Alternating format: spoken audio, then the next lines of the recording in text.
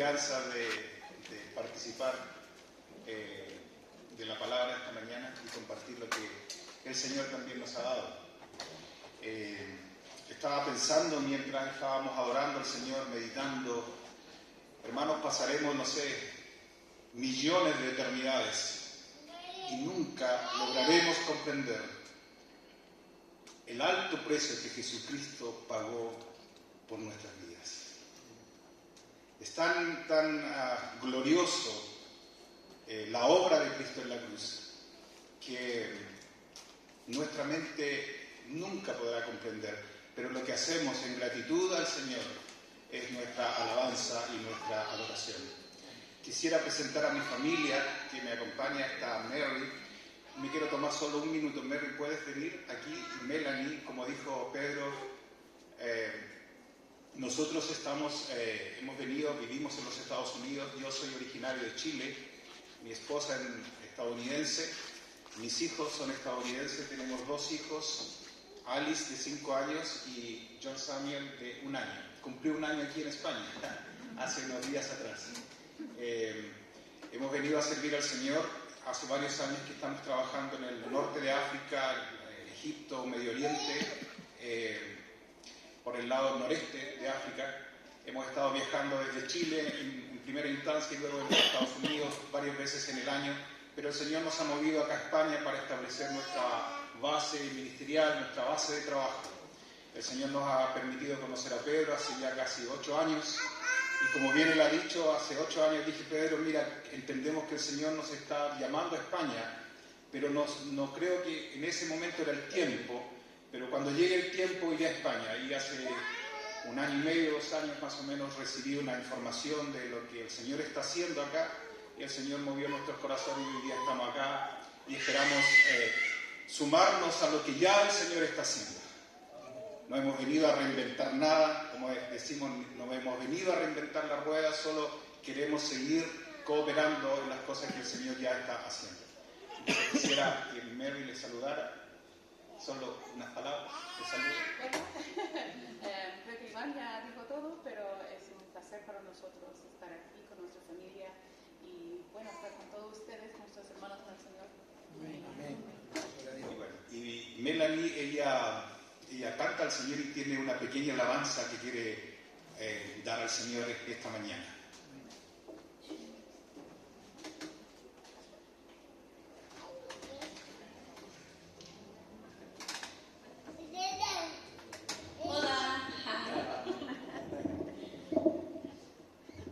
Hola.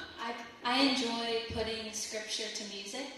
Disfruto poner las escrituras a música. So this is Matthew chapter 6, 19 through 21. Mateo capítulo 6, versículo 19. And most of it's in English, but there's a little in Más que nada Spanish. está en inglés, pero escribió el coro en español. And this is part of the Sermon on the Mount. Es parte del Sermón del Monte. And right before this chapter, in chapter 5, Justo antes de eso, capítulo 5, it says that Jesus saw the crowds. dice que Jesús miró las multitudes He went up on a mountain y subió a la montaña, and sat down, and his disciples came to him. se sentó y los discípulos le acercaron. And he started teaching. Enseñó a enseñar. And one of his teachings was not to store up for ourselves treasures on earth, but instead treasures in heaven. Y una de las enseñanzas era no acumular los tesoros del mundo, pero los tesoros en el cielo. Okay, so it's Matthew 6, 19 through 21, if you want to turn there. You can. Mateo 6.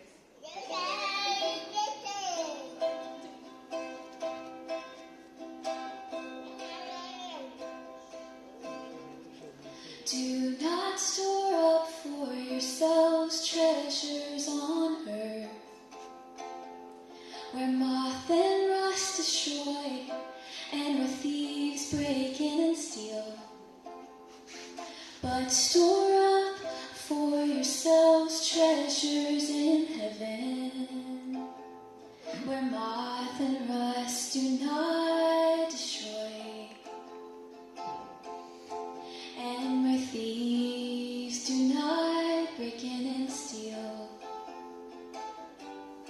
For where your treasure is, there your heart will be also. For where your treasure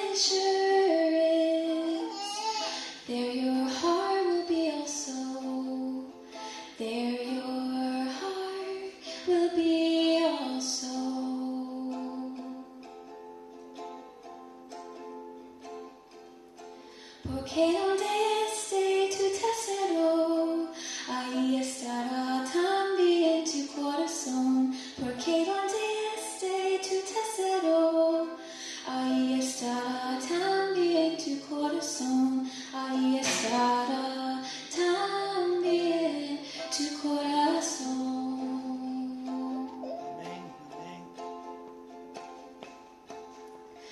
Do not store up for yourselves treasures on earth, where moths and rust destroy, and where thieves break in and steal. But store up for yourselves treasures in heaven, where moth and rust do not destroy, and where thieves do not break in and steal. For where your treasure is, there your heart will be also. For where your treasure is, there your heart will be also. There your heart will be also. En español. Porque donde esté tu tesoro, ahí estará también tu corazón. Porque donde esté tu tesoro, ahí estará también tu corazón. Ahí estará también tu corazón. Aleluya.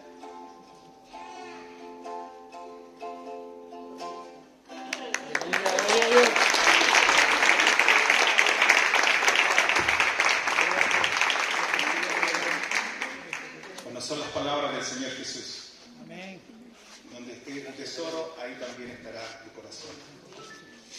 Hemos venido esta mañana para ser tocados por el Señor. Lo más relevante de nuestro culto es que el Señor hable a nuestras vidas. Amén. Es hermoso poder compartir la comunión entre nosotros. Nos estimulamos, dice la Biblia, al amor y a las buenas obras. Pero la presencia del Señor es la que buscamos de continuo. Y la presencia del Señor se manifiesta de una manera especial en la congregación de los santos. El Señor está aquí con nosotros esta mañana. Su presencia es sobre todas las cosas. Quisiera que pudiésemos compartir esta mañana en el libro de San Lucas, el Evangelio según San Lucas, en el capítulo 14.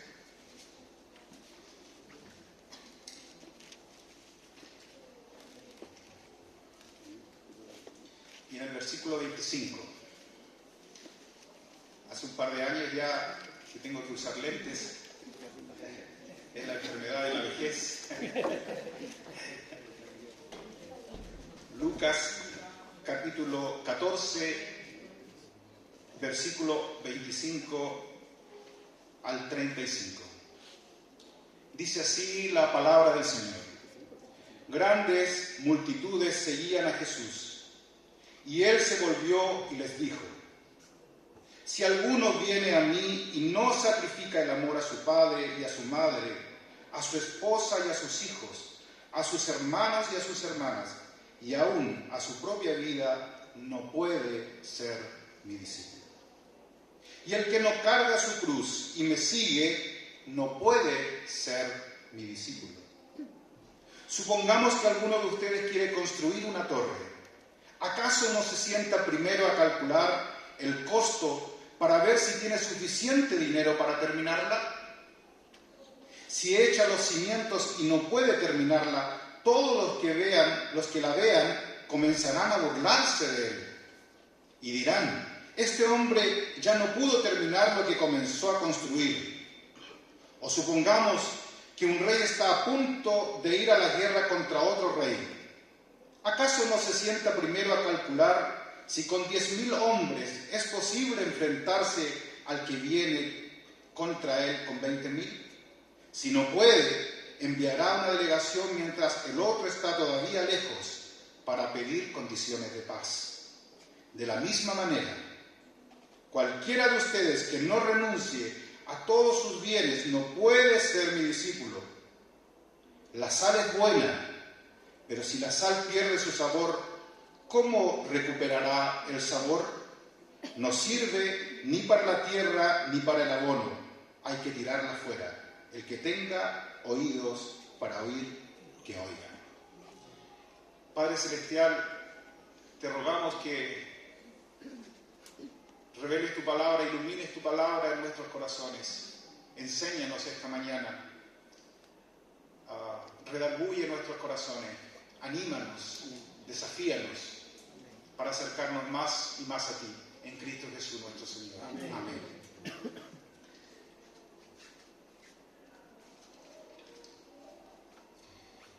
En el capítulo 14, Jesús sanó a un hombre y eso generó controversia entre las personas porque era día sábado. Este hombre padecía de una enfermedad de retención de líquido, hinchazón, pero lo relevante fue que este milagro de sanidad de Jesús produjo problemas entre la gente, los fariseos, todos aquellos judíos que consagraban el sábado y tenían un entendimiento del sábado muy especial. Luego se dirigió a las personas que buscaban el mejor asiento y les enseñó que era mejor invitar a los menospreciados a la mesa. También les enseñó la parábola de la gran cena. Los elegidos dice que rehusaron venir a la cena del Señor porque tenían otras prioridades. Y les enseñó que en el fondo los gentiles tomarían el lugar de aquellos que inicialmente habían sido llamados. Ese es más o menos de esas cosas habla el capítulo 14. Jesucristo venía tratando estas cosas. En el mismo capítulo de Lucas, en el capítulo 51, Jesús dice que va camino a Jerusalén y a la cruz. Él había fijado su mirada hacia la cruz, hacia terminar la obra que el Padre le había encomendado. Pero las multitudes lo seguían pensando que Jesús iba a Jerusalén a coronarse como rey. Las personas pensaban que Jesús iba a tomar el control político, militar de la nación de Israel contra el yugo romano. Lo habían visto hacer milagros, los habían visto multiplicar la comida en abundancia, lo habían visto hacer tantas señales que solo alguien venido de Dios podía hacer. Entonces Jesús, encaminándose a Jerusalén, en la idea de la gente que lo seguía, estaba, ahora Jesús viene a coronarse como rey. Pero no eran los planes de Jesús. Él iba a Jerusalén a morir en la cruz. Y esa era su mirada fija. A eso Jesucristo no renunciaría en obediencia a su Padre. Le siguieron o le seguían porque querían beneficiarse humanamente de Él. Jesús les enseña que ser discípulo tiene un alto precio. Los que desean seguirle deben considerar primero el costo antes de firmar el contrato. Antes de estampar la firma, de seguirle, antes de tomar esa decisión de seguir a Cristo, Jesús mismo dice, necesitan entender el costo de seguirme. Me gusta Jesús, porque es claro, Él no es ambiguo. Jesús no escribe letras pequeñas para que no entendamos, para engañarnos. Él habla de frente. Por eso, el mensaje de Jesucristo, el mensaje de la cruz, ofende al mundo. Es una ofensa para aquellos que no lo aman. Porque es claro, es cristalino, no da lugar a engaño, es frontal, lleno de amor, lleno de gracia, lleno de misericordia, pero directo. Entonces, Jesús les enseña que ser discípulo tiene un alto precio. Jesús, en estas palabras que hemos leído, les exige compromiso. Esta palabra no está muy de moda en estos días. Nadie quiere comprometerse.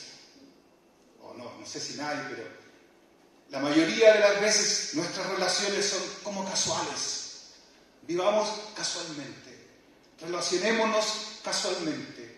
Que nuestras amistades sean casual. No profundicemos. Es mejor a veces de lejos. Solo vernos las caras una vez cada cierto tiempo es mejor. Pero Jesucristo, a los que querían seguirle, les exige compromiso. Un compromiso que les iba a costar todo. Nada menos. Jesús no esconde el precio. Jesús no pide de sus discípulos algo que Él no haya dado primero.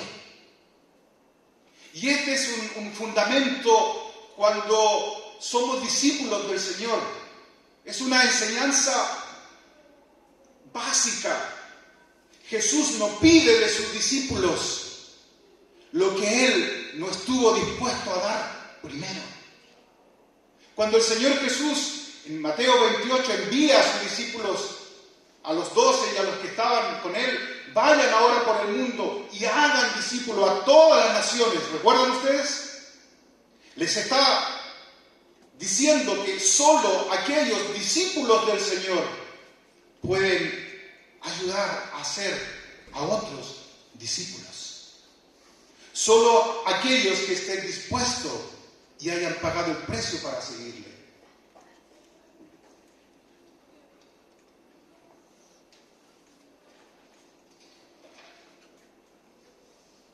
El público de aquellas palabras de Jesús, grandes multitudes.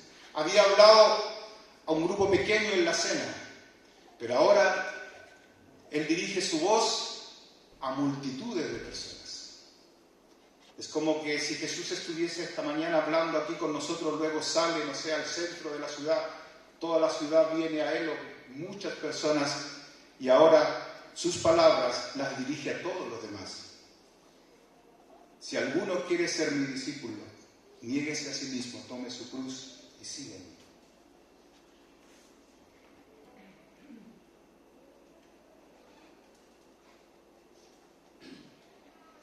Una de las palabras que aparece es aborrecer, el que no aborrece a su padre, a su madre.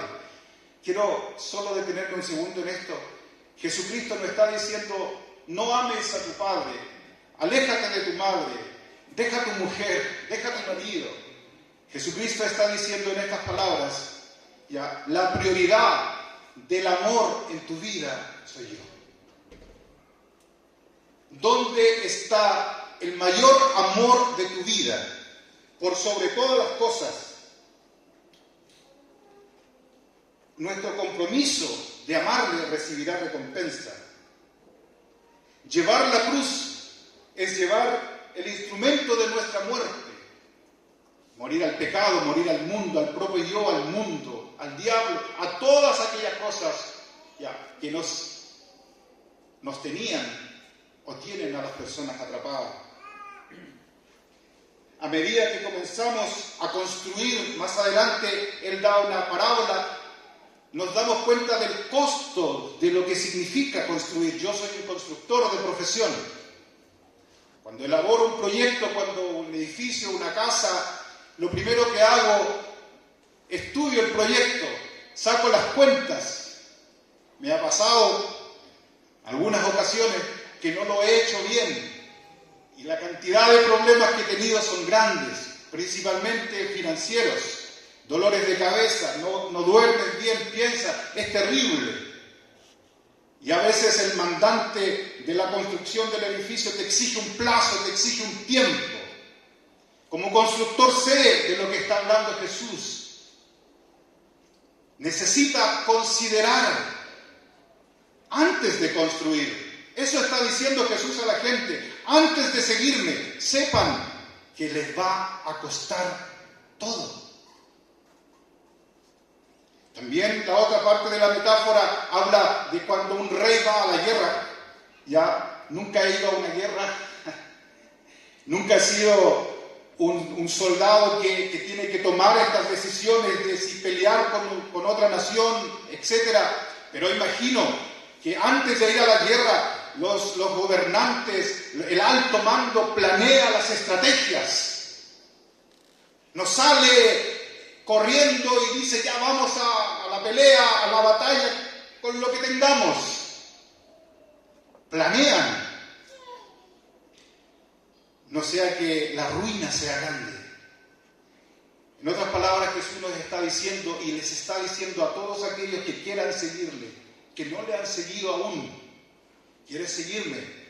Sígueme. ¿Cuánto te costará? Todo. Porque el que quiera salvar su vida, la perderá. Y el que pierda su vida por causa de mí, la hallará. Pero Jesús no te deja solo en el camino. Jesús prometió su maravillosa presencia con sus discípulos. El premio de seguir a Jesús está reservado eternamente con Él. Pero tenemos que, o la gente tiene que tomar esta decisión. Si aún alguno en esta mañana no ha decidido seguir a Cristo como su discípulo, puede hacerlo. Puede hacerlo. ¿Cuánto te va a costar rendir tu vida al Señor? Ese es el precio. Porque ya Cristo pagó por tus pecados. No estoy hablando de una salvación por obras. El precio de la salvación, el precio de tu alma fue pagado por Cristo, 100%, por el Señor, por Dios.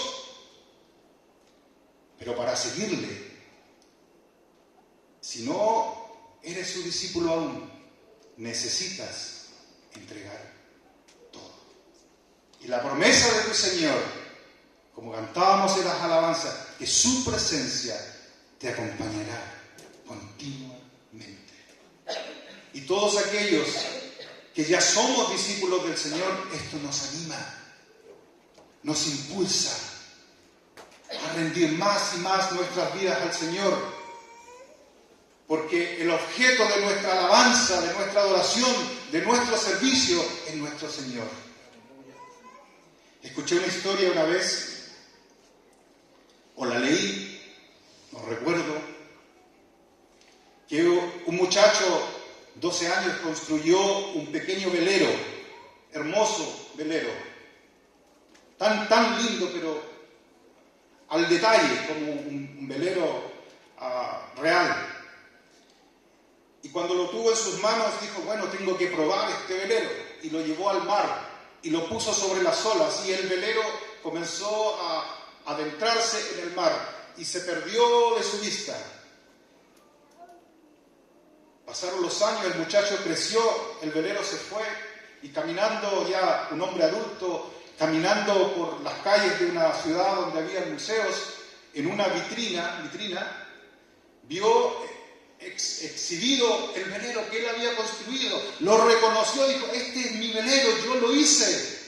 Fue donde el hombre o la mujer que atendía le dijo, ¿cuánto vale? Valía una fortuna. ¡Wow! Dijo él. Regresó a su casa, vio sus ahorros, vendió su casa, consiguió todo el dinero de diferentes fuentes, entregó todo lo que tenía, fue y compró el velero. Y cuando lo tuvo en sus manos, le dijo, ahora tú eres doblemente mío, porque yo te hice y yo te compré. El Señor nos hizo y también nos compró. Por eso vale la pena entregarle todo a Él. Que el Señor nos bendiga. David o Pedro.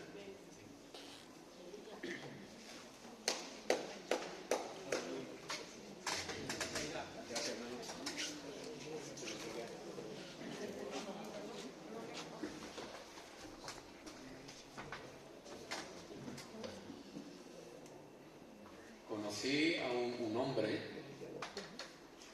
estaba en la prisión y cogimos cierta amistad durante el tiempo y me contaba los compañeros que este hombre era inocente.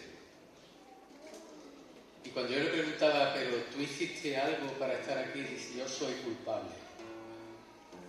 Pero es que tus compañeros dicen que tú eres inocente. Y él decía, yo soy culpable. Este hombre aceptó al Señor allí en la prisión conmigo y los compañeros me decían, él es inocente, pero él estuvo dispuesto a entrar aquí en la prisión para pagar el pecado de su hijo, la culpa de su hijo. Fue el hijo el que cometió el delito y la policía vino a su casa y cuando entraron en su casa él dijo, yo lo hice. Y se llevó bastantes años pagando el precio de la culpa de su hijo. Y nunca dijo, nunca, que fue su hijo el que lo hizo. ¿Sabéis? Dios hizo algo mucho más grande con nosotros. Él se volvió culpable. Él cargó nuestra culpa siendo inocente por amor a nosotros. Es algo tremendo, algo que no podemos entender. Me gustaría que fuéramos al Evangelio de Juan, capítulo 13. Un poquito antes, Jesús se dirige a los discípulos y les llama hijitos. Ya no les llama amigos, compañeros, hermanos. En este momento, un poco antes de morir, que le llama a sus discípulos hijitos míos. Podemos ver el sentimiento de amor y la identificación del hijo ya con el padre, ¿verdad? De cómo él sentía que los que tenía delante no eran ni siquiera aquellos a los que iba a salvar, eran sus hijos. Hijitos míos. Y dice que antes de la fiesta de la Pascua, sabiendo Jesús que su hora había llegado, para que pasase de este mundo al Padre, como había amado a los suyos que estaban en el mundo, los amó hasta el fin. Y cuando cenaban, como el diablo ya había puesto en el corazón de Judas Iscariote, hijo de Simón, que le entregase, sabiendo Jesús que el Padre le había dado todas las cosas en las manos y que había salido de Dios y a Dios iba, se levantó de la cena, se quitó su manto y tomando una toalla se la ciñó, luego puso agua en un lebrillo y comenzó a lavar los pies de los discípulos y a enjugarlos con la toalla con que estaba ceñido. Entonces vino a Simón Pedro y Pedro le dijo, Señor, tú lavas mis pies. Y respondió Jesús y le dijo, lo que yo hago tú no lo comprendes ahora, mas lo entenderás después. Y Pedro le dijo, no me lavarás los pies, jamás. Jesús le respondió, si no te lavaré, tendrás parte conmigo. Y le dijo Simón Pedro, Señor, no solo mis pies, sino también las manos, la cabeza. Y Jesús le dijo, el que está lavado no necesita sino lavarse los pies, pues está todo limpio. Y vosotros limpios estáis, aunque no todos. Fíjate que un poco antes de morir, de entregar su vida, Él ya decía que estaban todos limpios. Estaban todos limpios en la voluntad del Padre, en lo que Él iba a hacer. Vamos a ir a 1 de Corintios, capítulo 11.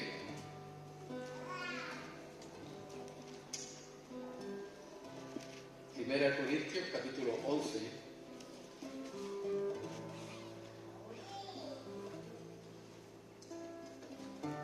versículo 23 dice: porque yo recibí del Señor, el apóstol Pablo, lo que también os he enseñado. El Señor Jesús, la noche que fue entregado, tomó pan.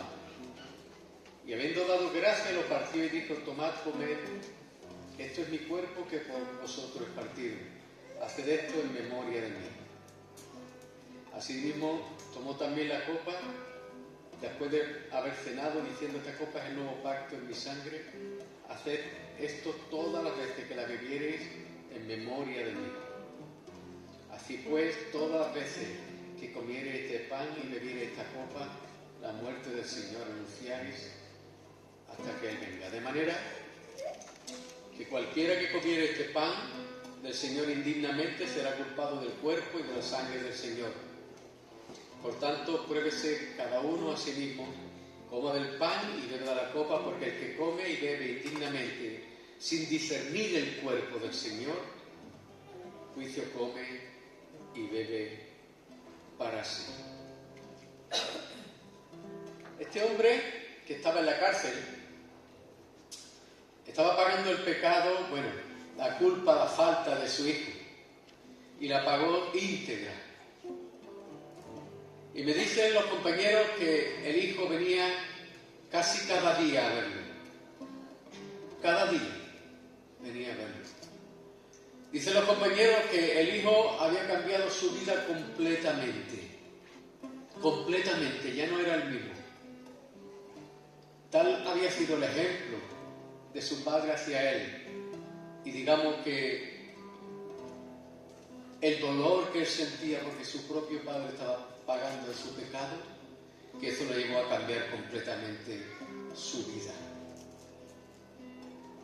Yo conocí al hijo y me dice que cada día él se acordaba de lo que su padre había hecho por él. Es que no puedo olvidar lo que mi padre hizo por mí.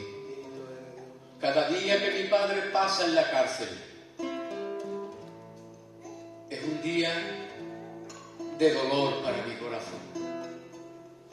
Pero no puedo hacer otra cosa porque mi padre no quiere que yo pague mi falta, él quiere pagarla por mí. El Señor instituyó la cena, este memorial, para que recordemos cada día que Él pagó nuestra culpa. Él pagó nuestra culpa en la cruz del Calvario.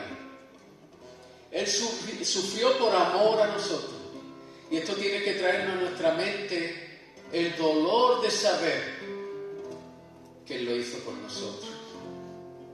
Pero también el gozo de saber que Él lo hizo voluntariamente y por amor a nosotros. Ese es nuestro Dios. Y esto tiene que traer agradecimiento en nuestras vidas y el deseo de servirle, de honrarle y también de cambiar de actitud. El Señor, cuando lavó los pies a los discípulos, le enseñó esto. Le estaba enseñando de lo mismo que yo estoy haciendo con vosotros. Vosotros hacedlo también entre vosotros. Amaos, cubrid vuestros pecados, bendecid a los hermanos, limpiad la falta de los hermanos, porque yo lo hice por vosotros. El apóstol Pablo nos enseña que Jesús, el día que iba a ser entregado, dice que Él tomó el pan, el vino, la copa, y dice que ese vino que tomamos simboliza su cuerpo, su sangre, que fue derramada hasta la última gota por amor a nosotros. Él pagó toda nuestra culpa hasta la última. No hay una culpa, no hay una falta, no hay un pecado que Él no haya podido pagar, que Él no pagara en la cruz. Pero también nos recuerda los sufrimientos que Él pasó, como su carne fue maltratada, golpeada por amor a nosotros. Nos recuerda que en aquel lugar teníamos que haber estado nosotros, en la cruz teníamos que haber estado nosotros, pero estuvo Él. Y nos recuerda también que dice el apóstol Pablo que esa copa es el nuevo pacto en su sangre. Es un pacto, es un convenio, es un compromiso que Dios hizo con nosotros, de perdonarnos y cubrir absolutamente todos nuestros pecados, los pasados, los presentes y los futuros. Y también nos recuerda que el cuerpo de Cristo está presente, realmente presente en este lugar. Y no significa que el pan sea su cuerpo, significa que tú y yo somos su cuerpo presente en este lugar. Y el compromiso y el deber de bendecir al cuerpo de Cristo, de no hablar mal del cuerpo de Cristo, de bendecirlo, de limpiarnos los unos a los otros. Dice el apóstol Pablo que algunos estaban enfermos porque no eran capaces de reconocer al cuerpo de Cristo en medio de ellos. Hoy vamos a celebrar la cena del Señor, recordando todas estas cosas que el apóstol Pablo nos recuerda y cómo el Señor tomó nuestro lugar. Y desde lo más profundo de nuestro corazón vamos a darle gracias, porque es incomprensible que el Dios eterno, el Dios infinito, el Dios creador, como vio que no había solución para el hombre, viniera y se hiciera un hombre para pagar por ti y por mí. Eso no es religión, eso es amor, eso es relación, eso es lo que realmente Dios hizo. Ninguna religión predica eso, porque ninguna religión predica la verdad. La verdad está escrita en la palabra, y el apóstol Pablo nos enseña que Jesús lo hizo por amor a ti y a mí. Si hay alguien aquí que no haya recibido a Jesús como Señor y Salvador de su vida, ahora es el momento de recibirle y decirle: Señor, yo creo eso, yo creo eso, yo te recibo como Señor y Salvador de mi vida,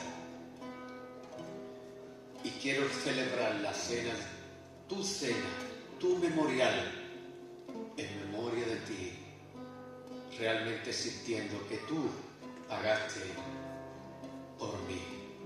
Voy a pedir a las hermanas, a Silvia y a Juani, que den gracias por el pan y por el vino, y después tomaremos la cena recordando lo que el Señor hizo por nosotros. Sí, Señor, te doy gracias por este pan que simboliza tu cuerpo, apedreado, mancillado, maltratado, sufrido, todo por amor a nosotros, Señor. Gracias, Señor, pon en nuestro corazón, en nuestra mente, el recordar cada día ese sacrificio tan grande. Y pon en nuestro corazón el agradecimiento por poderte agradecer todos los días, por darnos la salvación y la vida eterna. En el nombre de tu Hijo, amén. Y Padre Santo, Dios mío, yo también quiero alabarte, glorificarte, Dios mío, y darte muchas gracias, Dios mío, por ese sacrificio, Dios mío, que tú hiciste, Dios mío, en la cruz del Calvario. Gracias, Dios mío, Señor, porque por tu sangre, Dios mío, somos salvos. Gracias por el perdón de nuestros pecados, Dios mío. Gracias en el nombre de Jesús. Amén. Sí, gracias. El hermano predicaba que... Gracias. El hermano predicaba que la importancia, la responsabilidad de tomar nuestra cruz. La cruz es un instrumento de muerte, con Cristo estoy juntamente crucificado, dice el apóstol Pablo, ya no vivo yo, es Cristo el que vive en mí. Ya no soy yo el que tiene que vivir, es Cristo el que está viviendo en mi vida.